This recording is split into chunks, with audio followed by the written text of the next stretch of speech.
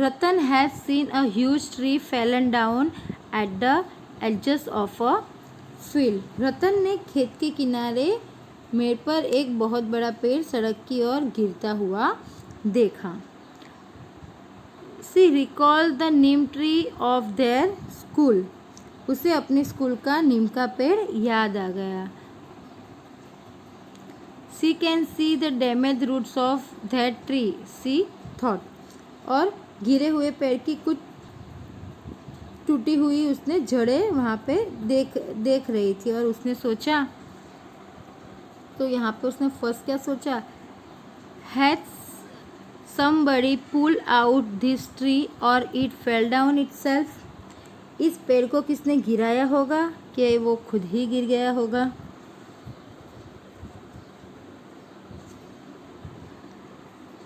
तो यहाँ पे आप लिख सकते हो कि looking at the image of the tree. आप ये जो यहाँ पे आपको ये जो ट्री की इमेज दी गई है उसको आप देखिए.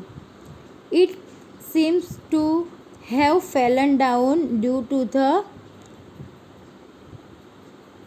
Cyclone of very strong winds. मतलब ये जो ट्री है उसको देखते हुए हमें ये लग रहा है कि ये जो ट्री है वो एक बड़े सा जो तूफ़ान आया था, बवंडर जो आया था, तूफ़ान आया था, उसमें बहुत हैवी मतलब जो विंड थी, हवा थी, जिसकी वजह से वो गिर गया. देन नेक्स्ट है how old would this tree be. कि यह जो पेड़ है मतलब ये जो ट्री है वो कितना पुराना होगा. तो यहाँ पे मतलब आप लिख सकते हो कि looking at how fair and deep its roots have spread and gone, the tree seems quite old. मतलब ये जो ट्री है वो उसकी जो जड़ें है वो बहुत अंदर तक गई हुई है, जिसे देख के हम कह सकते हैं कि ये जो ट्री है वो बहुत ही पुराना होगा. उसके बाद है how will the tree get water from between the rocks at the edges of the field. मतलब कि जो मेड़ पर के पत्थरों के बीच इसमें से पानी कहाँ से मिलता होगा. मतलब ये जो ट्री है उसके आसपास बहुत सारे पत्थर है, तो मतलब वहाँ से उसको पानी किस तरीके से मिलता होगा. It can be seen that the roots of this tree have gone deep into the soil. आप इस पिक्चर में देख सकते हो कि ये जो ट्री है उसकी जो जड़ें है वो एकदम ज़मीन के बहुत अंदर तक गई हुई है. This the tree must have acquired water with the help of its roots from deep under the soil. तो इसके अंदर जो मतलब ये जो इसकी जो रूट्स है आप देख सकते हो ये पिक्चर के अंदर कि इसकी जो ये रूट्स है वो बहुत अंदर तक, ये देख सकते हो आप यहाँ पे खड्डे तो वो बहुत ही अंदर तक गई हुई है. वो बहुत अंदर तक गई है ज़मीन के अंदर, जिसकी वजह से ज़मीन के अंदर का जो पानी है वो उसे अपने आप मिल जाता है. देन नेक्स्ट क्या है, लेट अस टॉक. आइए बात करते हैं. तो क्या बात करेंगे, तो यहाँ पे फर्स्ट क्वेश्चन है which are the old tree in your area, how old are they, know from your elders. आपके इलाके में कौन कौन से पेड़ पुराने हैं और वो कितने पुराने हैं वो आपके बड़ों से जानिए. तो neem, banyan tree, mango tree and peepal trees are oldest ones in our area. मतलब जो नीम का पेड़ है, बनियान का जो ट्री है, उसके बाद जो मैंगो ट्री है, पीपल है, वो हमारे एरिया के सबसे पुराने ट्रीज़ है. They are really very old. वो बहुत ही पुराने हैं. अकॉर्डिंग टू आवर एल्डर्स, मतलब हमारे जो बड़े हैं उन्होंने हमें बताया है कि all this tree are 60 to 80 years old. हमारे जो बड़े हैं उन्होंने हमें बताया है कि ये जो पौधे हैं मतलब ये जो ट्री है वो 60 से 80 साल पुराने हैं. उसके बाद है right the name of the animals living on this tree. इस पेड़ पर रहने वाले जानवरों के नाम बताइए. तो various type of animals and birds live on this tree. मतलब अलग अलग प्रकार के जो एनिमल्स है और बर्ड्स है वो इस ट्री के ऊपर रहते हैं. For example squirrel, monkeys, crow, owls, parrots, kites, bats, etc.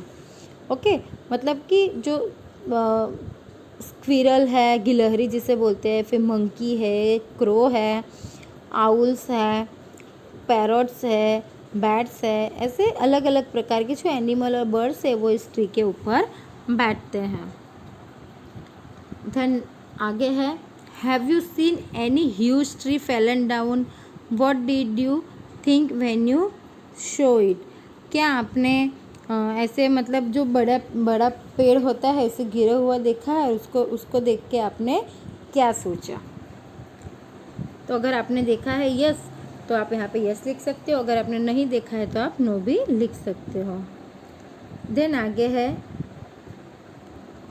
Strange फ्रेकी varied roots, मतलब कि जो विशेष मूल होते हैं, मतलब विशेष जो जड़ें होती है उसके बारे में हम यहाँ पे देखेंगे। तो यहाँ पे आपको फर्स्ट क्वेश्चन है, have you ever sowing on banyan trees. क्या आपने कभी जो बरगद का पेड़ होता है उसके ऊपर झूला झूले हो। तो yes I have swing on the banyan tree that grow in my village. हाँ, तो मेरे गांव के अंदर जो बरगद का पेड़ था उसके ऊपर मैंने झूला हुआ है। Then what do you hold to swing. झूलने के लिए आपने क्या पकड़ा था, मतलब what do you hold to swing, मतलब झूला झूलने के लिए आपने क्या पकड़ा था। तो I hold the prop roots of the banyan tree to swing, मतलब जो बनियन ट्री उनकी ये जो लटकती हुई जो डालियाँ होती है ना उसको आप यहाँ पे पिक्चर में देख सकते हो कि ये देखो ये जो डालियाँ जो लटक रही है उसका इस्तेमाल हमने झूला झूलने के लिए किया। How do the hanging branches look like. लटकती डालियाँ कैसी दिखती हैं। तो the hanging branches look like a ropes ties to the tree, मतलब ये जो लटकती हुई जो डालियाँ है वो आपको किस तरीके से लगती है। तो मतलब वो लटकती हुई डालियाँ हमें डोरी की तरह लगती है जो ट्री के ऊपर बांधी हुई है। It is the root of banyan tree, it is called prop roots, मतलब ये जो बरगद की जो मतलब ये जो रूट्स है, मतलब जो जड़ें हैं उसे बरोह कहते हैं, प्रॉप यानी बरोह कहते हैं। तो no have not seen any other trees which has roots growing from its branches. हमने ऐसे और कोई मतलब पेड़ नहीं देखा कि जिसकी ऐसी ब्रांचेस हो। उसके बाद नेक्स्ट है, it's grown from the branches and touch the ground.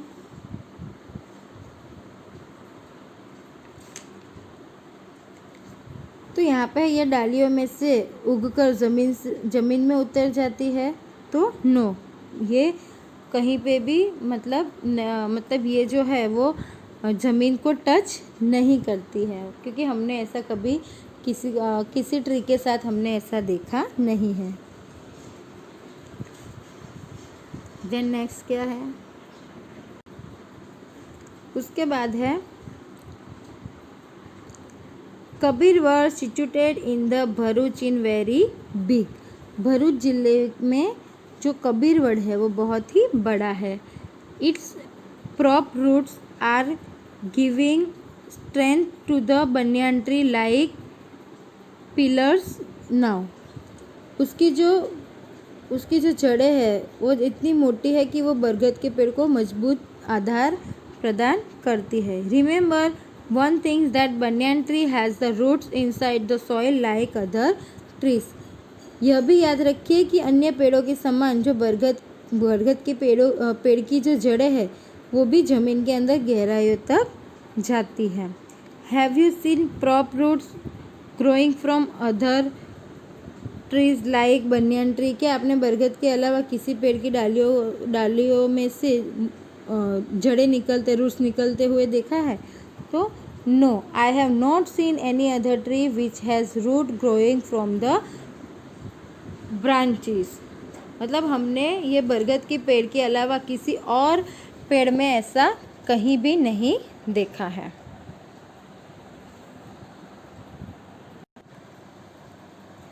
तो यहाँ पे आपको लेट अस डू एक्टिविटी, चलो कुछ एक्टिविटी करते हैं। तो यहाँ पे है गैदर इन ग्रुप ऑफ 3-4, 3-4 मित्रों का एक समूह बनाइए। Tell who will bring what from the list given below, और यहाँ दी गई हुई जो चीज़ मतलब जो सूची है उसके अनुसार कौन क्या लाएगा वो तय कर दीजिए। उसके बाद है ग्रीन ग्रम्स यानी मूंग, वीट, बाजरा, मस्टर्ड, ग्रम्स और किडनी बीन्स यानी कि राजमा, किडनी बीन्स यानी कि rajma and cotton.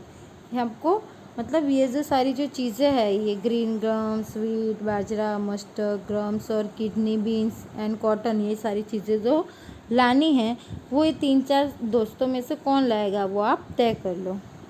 Every group will work with only one kind of seeds, मतलब जो भी ग्रुप है उसको केवल एक ही तरह के बीज पर काम करना है। कोई भी एक ही बीज के ऊपर काम करना है, या तो फिर वो मूंग या तो फिर वीट या फिर बाजरा, मतलब कोई एक ग्रुप कोई इन सारी चीज़ों में से कोई भी एक ही चीज़ का इस्तेमाल करेगा। Soak some seeds to whole night in bowl filled with water, बीजों को सारी रात एक कटोरे के अंदर भिगो के रखिए। यहाँ पे मतलब ये जो कुछ बीजेस है उसको पूरी रात पानी के अंदर भिगो के रखिए। Take cotton and wet it,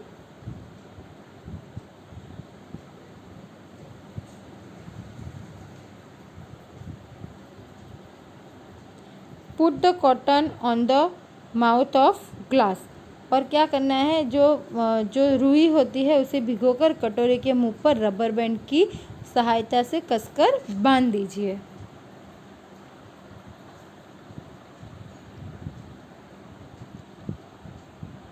T it with rubber band to try tightly, जैसे कि मैंने आपको बोला कि एक रुई को भिगोकर जो बाउल है उसकी जो कॉर्नर है उस पर बांध दीजिए रबर की मदद से tight. Take out soak seeds from water and put into the cotton, और अब बीज पानी में से निकाल कर रुई पर रख दीजिए। और अब क्या करना है, जो हमने जो बीज भिगोए थे उसको पानी में से निकाल के रुई पर रखना है। Take care that cotton will not dry, पर ध्यान रखिए कि वो जो कॉटन है मतलब जो रुई है वो सूख ना जाइए। Observe the change in the next 10 to 12 days, और उसके अंदर मतलब 10 और 12 दिन में तब तक देखिए कि उसमें क्या बदलाव होता है। Have you scene sprout coming out from the seeds, और आप क्या देख सकते हो कि उसके अंदर से जो बीज है वो क्या हो जाएंगे, अंकुरित हो जाएंगे। How are the germinated seeds are look on the 4th and 8th days, draw their picture, और उसके बाद आपको 4 दिन के बाद या 8 दिन के बाद जो बीज अंकुरित होता है वो कैसा लगता है उसका आपको पिक्चर बनाना है। तो नेक्स्ट यहाँ पे है, तो यहाँ पे आपको बॉक्सेस दी गई है। तो आपको यहाँ पे बोला गया है कि 4 दिन के अंदर जो स्प्राउट सीड्स है मतलब जो अंकुरित बीज है वो किस तरीके से दिखेगा। तो जैसे कि हम मानो कि ये आपकी रुई है, ये सारे इसके अंदर जो है वो सारी क्या है आपकी रुई है, और ये जो आपने सीड्स डाले थे वो उसकी ये जो सारी है वो क्या है उसकी रूट है। मैं आपको अच्छे से समझाती हूँ। तो मानो कि ये आपकी रुई है, उसके आपने ये अंकुरित बीज किया, तो ये जो यहाँ पे ये जो है वो उसकी क्या है सारी रूट्स है, और वो मतलब ज़मीन के थोड़े से ही बाहर इस तरीके से निकली हुई है। तो 4 दिन के अंदर ये जो है जो स्प्राउटेड सीड्स है वो कुछ इस तरीके से दिखेगा। उसके बाद 8 दिनों के बाद यही चीज़ है, 8 दिनों के बाद वो क्या हो जाएगा, ये जो रूट्स है उसकी मतलब ये जो रूट्स निकले हैं उसके वो 7-8 दिन के बाद उसकी जो ये पत्ती थी बराबर, ये जैसे पत्ती थी वो क्या हो जाएगी ऐसे इस तरीके से खुल जाएगी।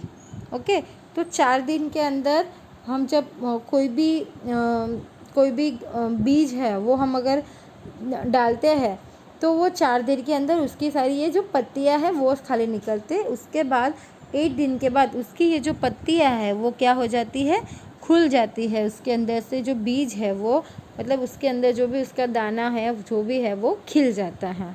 ओके, तो इस तरीके से आपको भी आपकी बुक्स के अंदर ड्रॉ करना है। देन नेक्स्ट है यहाँ पे राइट इन योर नोटबुक, ये आपको आपकी नोटबुक के अंदर लिखना है। Have you observe the changes in the soaked seeds, compare them with dried seeds and right. मतलब कि यहाँ पे आपको ये जो फर्स्ट वाला है वहाँ पे आपको बोला गया है कि बीज को पानी में भिगोने के बाद उसमें क्या बदलाव हुआ था, उसकी तुलना सूखे बीजों के साथ कीजिए और लिखिए। ओके,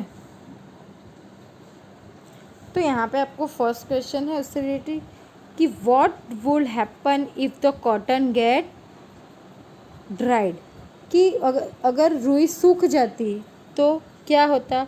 तो if the cotton wool had been left to dry the seeds will not get water and the sapling will dry up and die.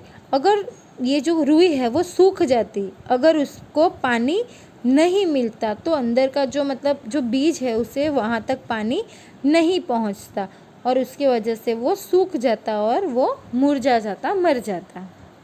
उसके बाद है in which direction the roots and the stem grow, कि उसकी जो जड़ें है और जो उसकी जो स्टीम यानी जो डाली होती है वो किस दिशा में उगते हैं। तो roots always grown in the downward direction and the stems always ground in the upward direction.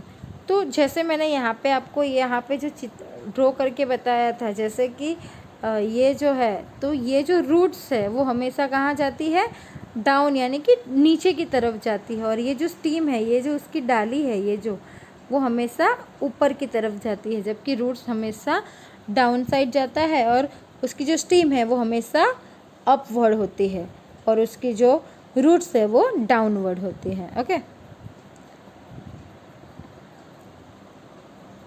Then next है how much will be growth of the plant in the piece of cotton,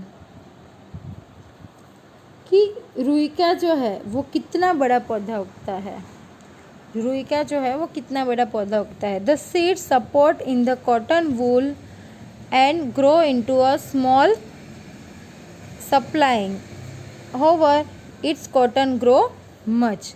मतलब जो seed होती है वो cotton wool को मतलब support करती है खड़े रहने के अंदर, और उसकी वजह से वो उसे पानी की अच्छी सप्लाइंग मिलती है और जिसकी वजह से वो बहुत ज़्यादा ग्रो करता है। उसके बाद है has the sapling come out from every seed, क्या सभी बीजों में से पौधे निकलते हैं। यहाँ पे है कि has a sapling come out from every seed, क्या सभी बीजों में से पौधे निकलते हैं। तो no, small plants did not sprout out from all the seeds. कभी कभी जो छोटे छोटे जो पौधे होते हैं वो हमेशा मतलब जो सीड्स के अंदर से बाहर नहीं निकलते हैं। तो नेक्स्ट है what is the colour of the roots, जो जड़ें होती हैं रूट्स होती है उनका कलर कौन सा होता है। The colour of the roots is white होता है। कौन सा होता है, वाइट होता है। Have you seen any roots hairs on the roots, क्या आपने कभी जो जड़ें हैं उस पर कोई हेयर्स यानी कि जो रेसे होते हैं क्या वो देखे हैं। तो yes, I saw very minute thread like hairs on the roots. हाँ, हमने मतलब जो रूट्स होते हैं उसके ऊपर एकदम हल्के हल्के रेसे हैं। लाइक का आपने कैरेट देखा होगा, तो जब आप कैरेट मार्केट में से ख़रीद के लाते हो तो उसके ऊपर पतले पतले कुछ रेसे जैसे होते हैं, धागे जैसे होते हैं। ओके, देन यहाँ पे है try to pull a small plant from cotton, are you able to pull it, why. मतलब रुई में से एक छोटा सा पौधा खींचकर निकालने की कोशिश कीजिए, क्या आप ऐसा करने में सक्षम होते हैं, अगर होते हैं तो क्यों। तो even on trying to pull out the plant from the cotton wool it is not possible to spread the roots from the cotton, the cotton stick to the roots of the plant. तो यहाँ पे हम जो है मतलब cotton में से रुई का थोड़ा सा पोर्शन खोलने की कोशिश नहीं कर सकते हैं, क्योंकि वो जो क्या होता है, जो कॉटन का जो प्लांट्स होता है, मतलब जो कॉटन का जो प्लांट्स है वो अपने रूट्स के अंदर एकदम चिपक के रहता है।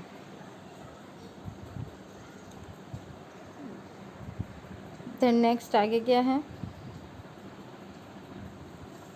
अब यहाँ पे है व्हाट इज ग्रोवन, क्या उगाया।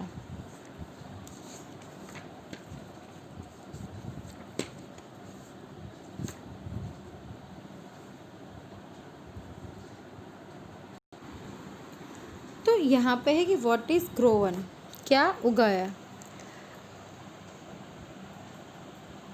Arifa and Rupali did the above activity, मतलब कि ये जो एक्टिविटी है वो आरिफा और रूपाली ने की है। When asked they so the grown grass, उन्होंने नन्हा पौधा उगा हुआ देखा। व्हाट डिड दे ग्रो, अब उनसे पूछा गया कि उन्होंने क्या उगाया है। They have different idea for the grown things, उगी हुई वस्तु के लिए उनके पास अलग अलग युक्ति है, आइडियाज़ हैं। Arifa made this list, leaves, Neem seeds, boot, puppy, nails and fish. Afira की जो लिस्ट थी उसके पास था पत्ते थे, नीम थी, बूट्स यानी कली थी, पपी यानी कुत्ते का जो बच्चा होता है वो था, नेल्स थे और मछली थी। एंड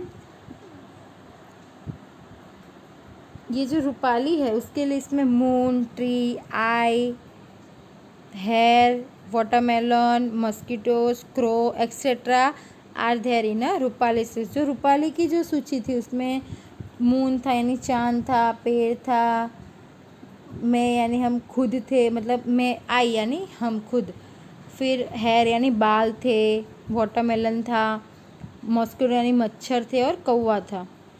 तो यहाँ पे है आगे है would do you think which things will grow from the list of Arifa and Rupali. आप क्या सोचते हो कि आरिफा और रूपाली की जो लिस्ट थी उनमें से कौन सी चीज़ आप उगने लायक है। तो यहाँ पे आपको बोला है कि why don't you create your own list of the things which can grow, you can add the things from Arifa and Rupali's list in your list. आप उगने वाली वस्तुओं की अलग से एक अपनी सूची तैयार कीजिए और अपनी सूची में आरिफा और रूपाली की सूची में से जो वस्तुएं हैं उससे जोड़ दीजिए। तो यहाँ पे हमने कुछ सूचीज़ बनाई है, उसमें हमने मतलब यहाँ पे कुछ लिस्ट बनाई है, उसमें हमने लिखा है neem seeds, mango seeds, boots, sun, tree, mosquito यानी मुच्छी, hair, finger nails, seeds and bush. ये जो सारी चीज़ें हैं वो भी उग सकती है, ग्रो हो सकती हैं। उसके बाद है think of your self how many change come with time in your also, have you grow in anywhere for example. आप अपने बारे में सोचिए, क्या आप समय के साथ आप में भी कुछ बदलाव आया है, आप बड़े कैसे हुए, उदाहरण से समझाइए। तो यहाँ पे फर्स्ट है do your height increase, how tall are you in the last 1 year। तो यहाँ पे आपको बोला गया है कि आपकी ऊंचाई बढ़ी है, पिछले 1 साल में आप कितने लंबे हुए हैं। तो yes, my height has increase. I have grow about 5 inches taller in the last 1 years. मतलब मैं पिछले साल से 5 इंच जो है वो कैसी हो गई हूँ, बड़ी हो गई हूँ, तब लंबी हो गई हूँ. उसके बाद नेक्स्ट है imagine that you had never cut your nails. Draw a picture of your finger in your notebook showing what is look likes. तो यहाँ पे आपको बोला गया है कि अगर आप आपके नाखून नहीं काटते हो तो वो किस तरीके से दिखेंगे. तो आपको वो अपने फिंगर्स है उसको बुक्स के अंदर, आपकी नोटबुक के अंदर उसे ड्रॉ करना है. तो मैं आपको बताती हूँ कि वो किस तरीके से दिखेगा. तो आप इस पिक्चर के अंदर देख सकते हो कि अगर आप अपने नाखून नहीं काटोगे तो आपकी फिंगर पे जो नेल्स है वो कुछ इस तरीके से आपको दिखेगा. तो स्टूडेंट्स यहाँ पे ही हमारा ये जो चैप्टर नंबर 11 है इन द ऑर्चिड वो यहाँ पे फिनिश होता है. मैं आशा करती हूँ कि आपको ये चैप्टर बहुत अच्छे से समझ में आया होगा. Thank you.